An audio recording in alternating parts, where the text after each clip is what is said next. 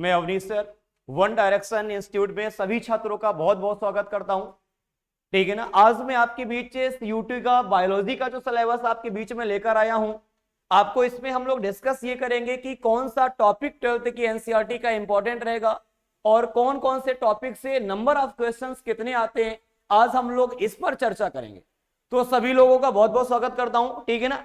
आज सबसे पहली बात हम लोग ये डिस्कस करेंगे कि हम लोगों का जो पहला टॉपिक है, जैसे बायोलॉजी सिलेबस की अगर हम लोग चर्चा करते हैं, जैसे पहला टॉपिक है रिप्रोडक्शन इन ऑर्गेनिज्म।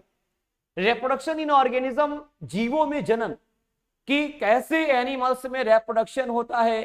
ठीक है, सेक्सुअल रिप्रोडक्शन होता है, असेक्सुअल रिप्रोडक्शन होता है। ठीक है ना, अलैंगिक जनन जिसे हिंदी में बोलते हैं और लैंगिक जनन बोलते हैं। जैसे हम लोगों में कैसा रिप्रोडक्शन होता है, सेक्सुअल रिप्रोडक्शन होता है। ठीक है ना। तो ये आपका पहला टॉपिक है। ठीक है, और इसमें हम लोग पढ़ेंगे प्री फर्टिलाइजेशन के बारे में, कि निषेचन के दौरान कौन कौन सी घटनाएं होती हैं, इसके पहले कौन सी घटनाएं होती है जब किसी का फर्टिलाइजेशन होता है। ठीक है ना। तो निषेचन से पूर्व की घटनाएं पढ़ेंगे। देन हम लोग गैमेटोजेनेसिस पे डिस्कस करेंगे कि गैमेटोजेनेसिस मींस होता है गैमीट का बनना, कि कैसे गैमीट का फॉर्मेशन होता है, कैसे गैमीट बनता है, इस पर हम लोग डिस्कस करेंगे। और इसमें लिखे गैमेटोजेनेसिस के बाद गैमीट ट्रांसफर, कि गैमीट का ट्रांसफर हम लोग किस कंडीशन में करेंगे, कैसे गैमेटोजेनेसिस होता है, कैसे गैमीट का ट्रांसफर होता है, इस पर डिस्कस करेंगे। तो जो पहला टॉपिक है आपका, ठीक है, रिप्रोडक्शन, ठीक है, रिप्रोडक्शन इन ऑर्गेनिज्म, जीवों में जनन। तो इस टॉपिक की अगर हम चर्चा करें तो सीयूटी की अगर हम लोग डिस्कस करते हैं तो यहां पर इस टॉपिक से एवरेज जो क्वेश्चंस आते हैं वो 3 या 4 क्वेश्चन आते हैं। मतलब सीयूटी के लिए पहला टॉपिक बहुत ही इंपॉर्टेंट है, बहुत ही ज्यादा इंपॉर्टेंट है, क्योंकि 50 क्वेश्चंस में अगर जिस टॉपिक से आपको 3 से 4 क्वेश्चन मिल रहे हैं बच्चा, तो ये बहुत ही अच्छा सब्जेक्ट है, अच्छा टॉपिक है। ठीक है ना। तो इसमें हम लोग ये सारी चीजें पढ़ेंगे, जिसमें से मैंने बोला कि रिप्रोडक्शन कैसे होता है, asexual reproduction, sexual reproduction, pre fertilization and gametogenesis and gamete transfer के बारे में डिस्कस करेंगे। क्लियर हो गया। तो ये टॉपिक इसलिए इंपॉर्टेंट है कि आपके सीयूटी में एवरेज जो क्वेश्चंस देखे गए 3 या 4, ठीक है, कभी 3 कभी 4 क्वेश्चंस आते हैं। ठीक है, अगले टॉपिक पे हम लोग चर्चा करते हैं। ठीक है, इसी में जो फर्टिलाइजेशन भी है, कि कैसे फर्टिलाइजेशन होता है, पोस्ट फर्टिलाइजेशन क्या होता है, निषेचन के बाद घटनाएं क्या होती हैं, जाइगोट क्या होता है भैया, और एम्ब्रियो का फॉर्मेशन क्या होता है। एम्ब्रियो को हिंदी में बच्चा भ्रूण बोलते हैं। कैसे भ्रूण बनता है, कैसे एम्ब्रियो बनता है, ठीक है, कितनी सेल्स मिलेंगी, स्पर्म और ओवम मिलेंगे, तब कहीं फर्टिलाइजेशन होता है। और जब फर्टिलाइजेशन के बाद कैसे डेवलपमेंट होता है यूट्रस में, सारी चीजें, इन सब के बारे में हम लोग डिस्कस करेंगे। क्लियर हो गया। तो इस टॉपिक से मैंने बोला अभी कि एवरेज 3 या 4 क्वेश्चन आपके सीयूटी में पूछे गए। ठीक, इतना ही मुझे टारगेट लेके चलना है इस टॉपिक से, 3 या 4 क्वेश्चन का। ठीक है, सेकंड टॉपिक पे हम लोग चर्चा करेंगे। अगला टॉपिक है sexual reproduction in flowering plant. अच्छा, sexual reproduction in flowering plant की बात करें तो इसमें हम लोग प्लांट के बारे में पढ़ेंगे कि pre fertilization structure and events, कैसे फर्टिलाइजेशन होता है निषेचन के पूर्व। और इसमें हम लोग चर्चा करेंगे stamen, microsporangia and pollen grain के बारे में। जैसे देखा होगा फ्लावर में क्या होता है, स्टेमेन लगा होता है, माइक्रोस्पोरेंजिया होता है, पॉलन ग्रेन्स होते हैं, इन सब के बारे में हम लोग डिस्कस करेंगे। देन पिस्टिल, मेगास्पोरेंजिया, ओव्यूल कैसे बनता है, ठीक है, एंड एम्ब्रियो सेक्स के बारे में हम लोग पढ़ेंगे। अच्छा, फिर ये पढ़ेंगे कि फ्लावर में पॉलिनेशन किसके माध्यम से होता है, पॉलिनेशन के बारे में डिस्कस करेंगे। ठीक है ना। तो एवरेज यहां से क्वेश्चन सीयूटी में 4 या 5 क्वेश्चन आते हैं। याद रखना, मिनिमम 4 और मैक्सिमम 5 क्वेश्चन यहां से पूछे गए हैं। सेकेंड टॉपिक है आपका sexual reproduction in flowering plant. Clear हो गया भैया। इसके बाद हम लोग चर्चा ये करेंगे, इसी में हम लोग डबल फर्टिलाइजेशन भी पढ़ेंगे कि द्विनिषेचन कैसे होता है, ठीक है, पश्च निषेचन कैसा होता है, भ्रूण कोष के बारे में पढ़ेंगे जिसे एंडोस्पर्म कहते हैं, एम्ब्रियो के बारे में पढ़ेंगे, सीड के बारे में पढ़ेंगे, टाइप ऑफ सीड पढ़ेंगे। ठीक है ना, ये सारी चीजें पढ़ेंगे। एपोमेक्सिस एंड पॉलीएम्ब्रियो, ये सब एपोमेक्सिस के बारे में हम लोग डिस्कस करेंगे भैया। तो ये जो टॉपिक है, इससे एवरेज जो नंबर ऑफ क्वेश्चंस आएंगे 4 या 5 क्वेश्चन आते हैं। याद रखना, एवरेज में मिनिमम 4 क्वेश्चन और मैक्सिमम 5 क्वेश्चन। मतलब ये पहली यूनिट है, बहुत ही इंपॉर्टेंट है, ठीक है ना। तो ये 4 या 5 क्वेश्चन इस टॉपिक से, इसके पहले वाले से एवरेज नंबर ऑफ क्वेश्चंस 3 या 4 पूछे जाएंगे, मिनिमम 3 और मैक्सिमम 4 क्वेश्चन रहेंगे। क्लियर हो गया भाई। इसके बाद हम लोग आगे देखेंगे, सबसे महत्वपूर्ण टॉपिक है, ठीक है, इन दो टॉपिक से कहीं गुना ज्यादा महत्वपूर्ण टॉपिक है ह्यूमन रिप्रोडक्शन। अब जरा रिप्रोडक्शन के बारे में समझना है, प्रजनन के बारे में समझना है। यहां पर हम लोग बच्चा डिस्कस करेंगे, मेल रिप्रोडक्टिव सिस्टम के बारे में पढ़ेंगे कि पुरुषों में क्या होता है, टेस्टिस होती है, टेस्टिस से स्पर्म का फॉर्मेशन होता है, हार्मोन टेस्टोस्टेरोन होता है। मेल में क्या होता है, टेस्टिस एक पाउच लाइक स्किन में रखी होती है जिसे स्क्रोटम कहते हैं। इस पूरी कहानी पर हम लोग पूरा मेल रिप्रोडक्टिव सिस्टम पढ़ेंगे कि मेल के रिप्रोडक्टिव ऑर्गन्स में कौन कौन सी चीजें होती हैं, जैसे बल्बोयूरेथ्रल ग्लैंड्स होती है, इस ग्लैंड्स के बारे में पढ़ेंगे, ठीक है ना। और याद रखना, जैसे टेस्टिस के टेम्परेचर की बात करें बच्चा, अभी इसी में पढ़ेंगे हम लोग कि बॉडी के टेम्परेचर से 2 से 2.5 डिग्री सेंटीग्रेड कम होता है। तो ये बहुत इंपॉर्टेंट है बच्चा, मेल रिप्रोडक्टिव सिस्टम, पुरुष जनन तंत्र के बारे में पढ़ेंगे।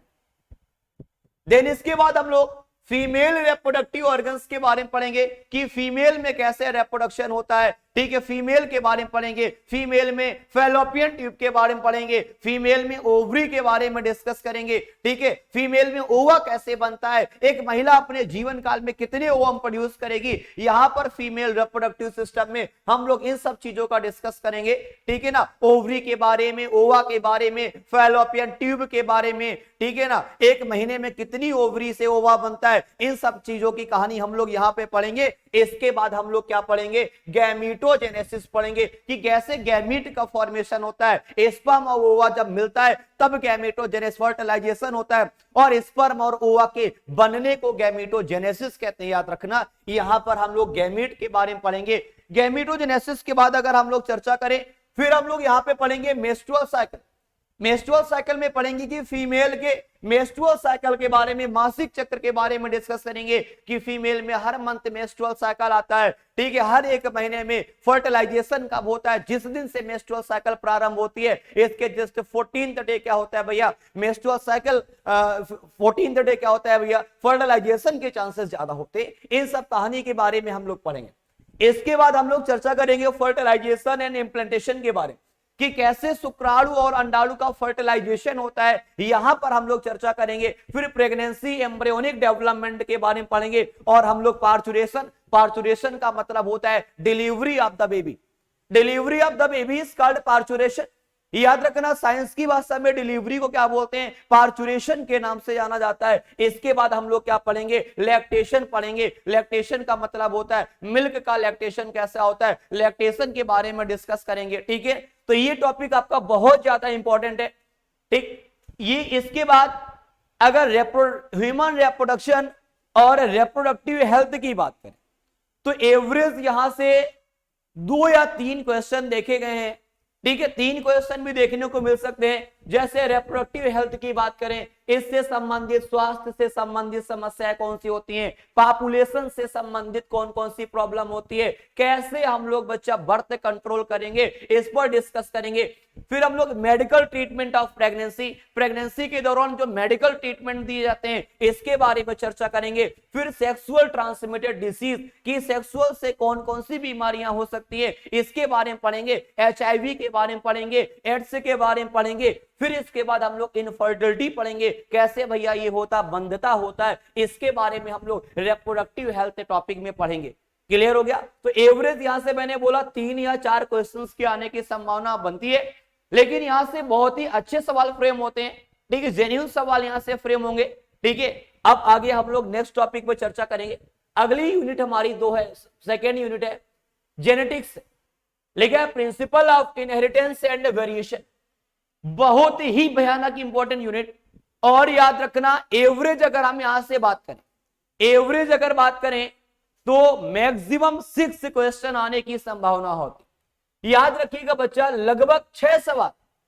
और ये जेनेटिक्स से इतना इंपॉर्टेंट है, यहां पर हम लोग मेंडल के बारे में चर्चा करेंगे कि मेंडल का बर्थ प्लेस क्या ऑस्ट्रिया में है, ठीक है। मेंडल ऑस्ट्रिया के रहने वाले थे, इन्होंने पायसम सटाइवम गार्डन पीपर वर्क किया था, ठीक है। मेंडल साहब ने, मेंडल का जन्म कब हुआ था? 1822 में। मृत्यु कब हुई? इनका एक्सपेरिमेंट कितने साल चला मेंडल साहब का? मेंडल ने मटर का ही पौधा क्यों चुना? मेंडल साहब सफल क्यों हुए? इस पर हम लोग चर्चा करेंगे। लॉ ऑफ डोमिनेंस पे चर्चा करेंगे, लॉ ऑफ सेग्रीगेशन पे चर्चा करेंगे, इनकंप्लीट डोमिनेंस पे चर्चा करेंगे, को डोमिनेंस पे चर्चा करेंगे। याद रखना मेंडल साहब ने जितने सारे रूल्स बताए, जैसे पहला रूल था लॉ ऑफ सेग्रीगेशन था, लॉ ऑफ डोमिनेंस था, लॉ ऑफ इनकंप्लीट डोमिनेंस था, ये सारी चीजें हम लोग मेंडल के बारे में पढ़ेंगे। ये बहुत ही इंपॉर्टेंट क्वेश्चन है, इंपॉर्टेंट यूनिट है, इससे मैक्सिमम 6 क्वेश्चन आने की संभावना रहती है बच्चा, याद रखें। आगे हम लोग चर्चा करेंगे इसमें जीवों का जनन एवं वंशागति, जैसे लॉ ऑफ इंडिपेंडेंट असॉर्टमेंट के बारे में पढ़ेंगे। जैसे इसका रेशियो हम लोग हमेशा निकालते हैं 9:3:3:1 पे चर्चा करेंगे। और क्रोमोसोम्स के बारे में पढ़ेंगे कि क्रोमोसोम्स गुणसूत्र के बारे में पढ़ेंगे कि हम लोगों में 23 पेयर क्रोमोसोम्स होते हैं। सिंड्रोम के बारे में पढ़ेंगे, पटाउ सिंड्रोम के बारे में पढ़ेंगे, क्लाइनफेल्टर सिंड्रोम के बारे में पढ़ेंगे, ठीक है ना। ये सारे सिंड्रोम वगैरह हम लोग यहाँ पे पढ़ेंगे। क्रोमोसोमल थ्योरी किसने दिया था? सटन एंड बोवेरी ने दिया था। क्रोमोसोम को खोजा किसने था बच्चा? वॉल्डेयर ने खोजा था। इसके बारे में पूरी कहानी हम लोग पढ़ेंगे, ठीक है। ये सेकेंड यूनिट है हमारी भैया, ठीक है। इसे लिखा प्रिंसिपल ऑफ इनहेरिटेंस एंड, ठीक है, वेरिएशन। ये बहुत ही लगभग मैंने बोला 6 क्वेश्चन आने की संभावना रहती है, ठीक है ना।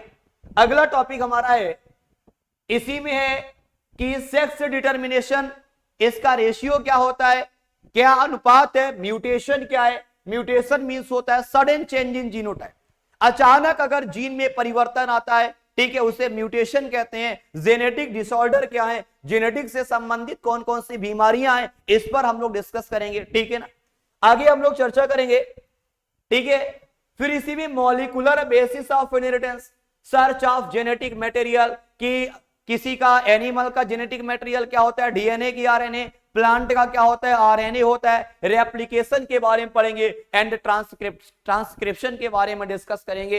तो ये molecular basis of inheritance topic है, ठीक है। इस छठवां टॉपिक है बच्चा। और एवरेज जो क्वेश्चन आते हैं यहां से, मैंने बोला एवरेज जो क्वेश्चन यहां से आपको मिलेंगे, इस यूनिट से आपको लगभग 4 क्वेश्चन आने की संभावना रहती।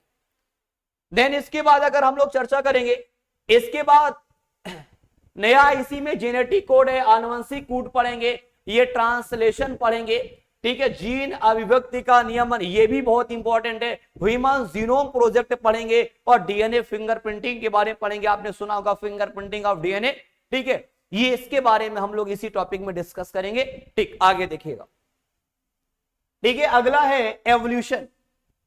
एवोल्यूशन से भी आप उम्मीद नहीं कर सकते इससे कितने अच्छे क्वेश्चन फ्रेम होते।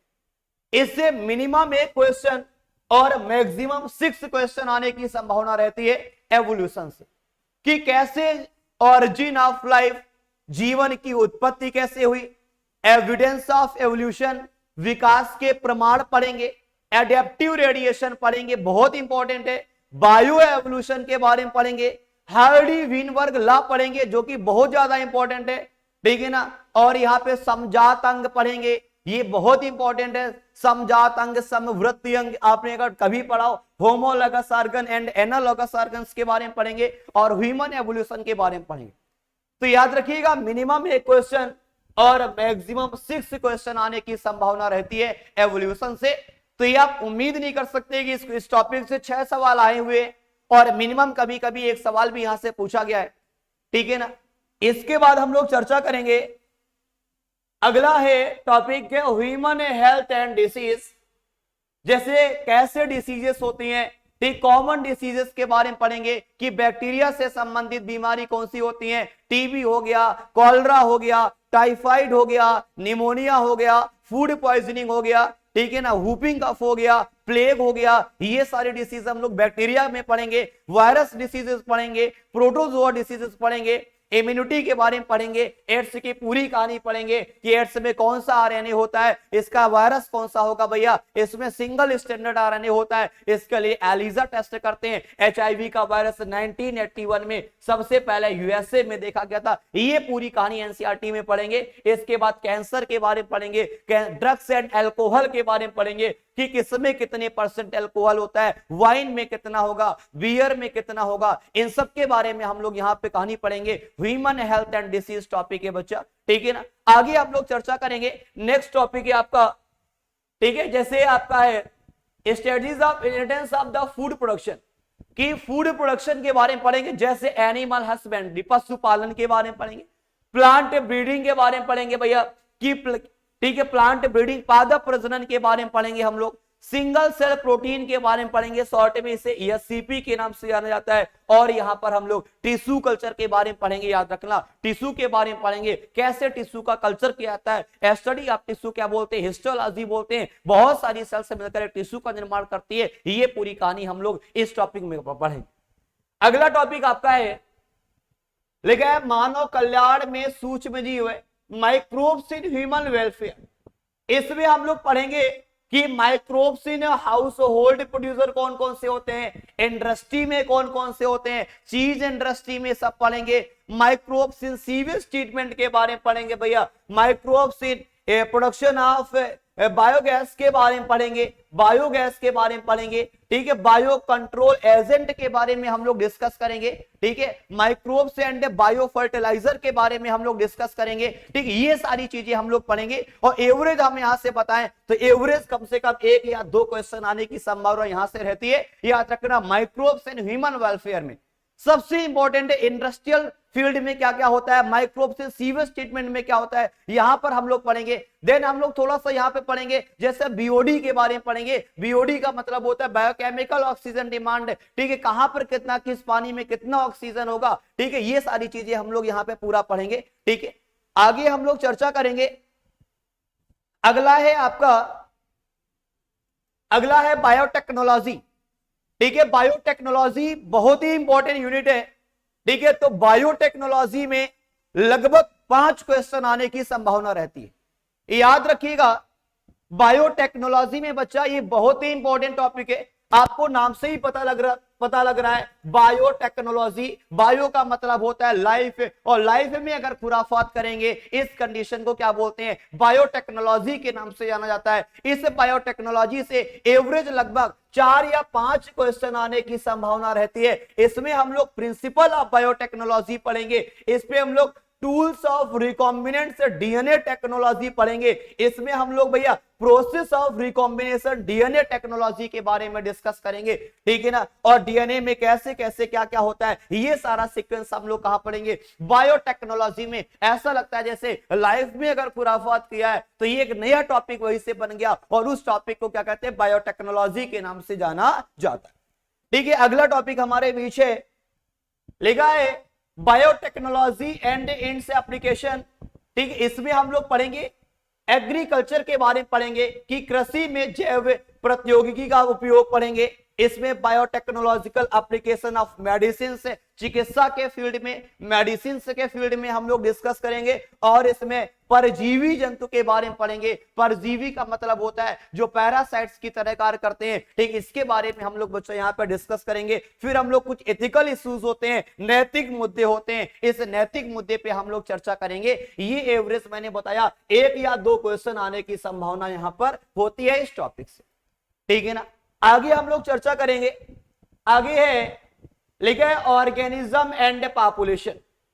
यहां पर हम लोग इकोलॉजी के बारे में पढ़ेंगे, जैसे ऑर्गेनिज्म इट्स एनवायरमेंट, जीव और इसका पर्यावरण, ठीक है। इकोलॉजी के बारे में हम लोग डिस्कस करेंगे, इसमें हम लोग पॉपुलेशन के बारे में हम लोग डिस्कस करेंगे, और इकोलॉजी वर्ड किसने दिया था, इकोसिस्टम के बारे में डिस्कस करेंगे। अगला टॉपिक हमारा इसी में है, जैसे इसमें हम पढ़ेंगे क्या, जैसे लिखा है इकोसिस्टम। अब जैसे क्वेश्चन आएगा इकोसिस्टम टर्म किसने दिया था, एक साइंटिस्ट एजी टेंसले नाम के वैज्ञानिक ने इकोसिस्टम टर्म दिया था। इसके बाद हम लोग पढ़ेंगे भैया कि इसका स्ट्रक्चर कैसा होता है, पिरामिड्स के बारे में पढ़ेंगे कि एनर्जी का पिरामिड कैसा होता है, ठीक है ना। ये सारे पिरामिड्स के बारे में पढ़ेंगे। याद रखना हमेशा एनर्जी का पिरामिड हमेशा ऑलवेज अपराइट होता है। इसमें हम लोग क्या पढ़ेंगे, इकोसिस्टम पढ़ेंगे, इसमें प्रोडक्टिविटी पढ़ेंगे, डिकम्पोजर्स पढ़ेंगे। डिकम्पोजर्स का मतलब जो डिकम्पोज होता है, बैक्टीरिया वगैरह सब करते हैं, एनर्जी का फ्लो पढ़ेंगे, ठीक है। इकोलॉजिकल पिरामिड पढ़ेंगे, सारे पिरामिड के बारे में पढ़ेंगे हम लोग। एनर्जी का पिरामिड हो गया,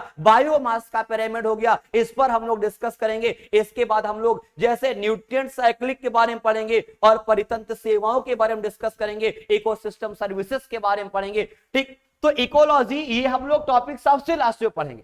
याद रखना यहां से क्वेश्चन 4 या 5 आते हैं, ठीक है ना। इसके बाद हम लोग किस पे चर्चा करेंगे भैया, बायोडायवर्सिटी एंड कंजर्वेशन पर करेंगे। बायोडायवर्सिटी के बारे में पढ़ेंगे, जैव विविधताएं और संरक्षण के बारे में पढ़ेंगे, ठीक है ना। और यहां से भी 1 या 2 क्वेश्चन आने की संभावना रहती है बायोडायवर्सिटी टॉपिक से, ठीक है। तो इकोलॉजी महत्वपूर्ण यूनिट है, लेकिन इसे हम सबसे लास्ट में डिस्कस करें, ठीक है ना। इसके बाद हम लोग चर्चा करेंगे, ठीक है। इसके बाद हम लोग पढ़ेंगे एनवायरमेंटल इश्यू के बारे में पढ़ेंगे, जैसे एयर पॉल्यूशन के बारे में पढ़ेंगे, कैसे एयर पॉल्यूशन होता है, इसे कंट्रोल कैसे किया जाएगा। ग्रीन मफलर के बारे में पढ़ेंगे, सॉलिड वेस्ट मटेरियल के बारे में पढ़ेंगे, वाटर पॉल्यूशन के बारे में पढ़ेंगे और इसे कैसे कंट्रोल करेंगे भैया, यहीं पर हम लोग बीओडी वगैरह पढ़ेंगे, वाटर पॉल्यूशन में पढ़ेंगे, ठीक है ना। इसके बाद एग्रोकेमिकल एंड देयर इफेक्ट पे चर्चा करेंगे, रेडियो एक्टिव वेस्ट पे हम लोग चर्चा करेंगे। तो ये बहुत ही महत्वपूर्ण यूनिट है, ये लास्ट में हम लोग डिस्कस करेंगे। सबसे ज्यादा जो इंपॉर्टेंट है वो मैंने आपको जेनेटिक्स से बोला, एवोल्यूशन से 1 या 6 क्वेश्चन आने की संभावना होती है, ह्यूमन रिप्रोडक्शन से 4 या 5 क्वेश्चन आते हैं। याद रखना 50 क्वेश्चन आते हैं और 50 में हमें 40 क्वेश्चन तो बिल्कुल सही करना है। और याद रखना सिलेबस बहुत ही छोटा सिलेबस है, एनसीईआरटी में इतने ही टॉपिक है। अब मैं ये भी बताऊंगा कि 11th के कौन कौन से टॉपिक कैसे हम लोग रिलेट करेंगे, थोड़ा बहुत हम लोग यहाँ पे जानकारी देंगे। क्लियर हो गया भैया, तो ये हमारा सिलेबस है, ठीक है। इसके बाद आपका ओजोन लेयर के बारे में पढ़ेंगे कि ओजोन लेयर, ओजोन डे कब मनाते हैं, समुद्र तल से कितने किलोमीटर दूर पर ओजोन लेयर होती है, इस पर हम लोग चर्चा करेंगे, ठीक है ना। इसकी ओजोन के लेयर के बारे में पढ़ेंगे। बाद में हम लोग degradation of the improver of the resource utilization and maintenance के बारे में पढ़ेंगे और डिफॉरेस्टेशन के बारे में पढ़ेंगे, वनोन्मूलन के बारे में पढ़ेंगे। इस टॉपिक पे हम लोग एवरेज यहां से 1 या कभी कभी 2 क्वेश्चन आने की संभावना होती। तो सबसे ज्यादा जेनेटिक्स पढ़ेंगे, एवोल्यूशन पढ़ेंगे, ह्यूमन रिप्रोडक्शन पढ़ेंगे, इकोलॉजी पढ़ेंगे, रिप्रोडक्शन इन फ्लावरिंग प्लांट पे हम लोग चर्चा करेंगे, ठीक है ना। तो ये आपका सिलेबस है, ठीक है ना। और ये आपका सिलेबस है, इसी अकॉर्डिंग हम लोग डिस्कस करेंगे। अब आपकी जो सीयूटी की क्लासेस होगी वो सारी रेगुलर क्लासेस अभी आपकी चलेंगी, ठीक है। तो आप लोग बढ़िया से पढ़िएगा। एनसीईआरटी की हर एक लाइन बहुत इंपॉर्टेंट होगी सीयूटी के लिए और हर एक लाइन से बहुत अच्छे अच्छे क्वेश्चन फ्रेम होंगे, एक एक लाइन से 8-8, 10-10 सवाल फ्रेम होंगे। तो याद रखना एनसीईआरटी बहुत ही अच्छी बुक है और सबसे ज्यादा इस पर फोकस करना है, एक एक लाइन को हाईलाइट करना है और नंबर ऑफ क्वेश्चंस की प्रैक्टिस हमें बहुत ज्यादा करना है। एनसीईआरटी बेस्ड जो क्वेश्चन डिफरेंट एग्जाम में आए हुए होते हैं उस पर चर्चा करना है, ठीक है। फिर थैंक यू सभी को।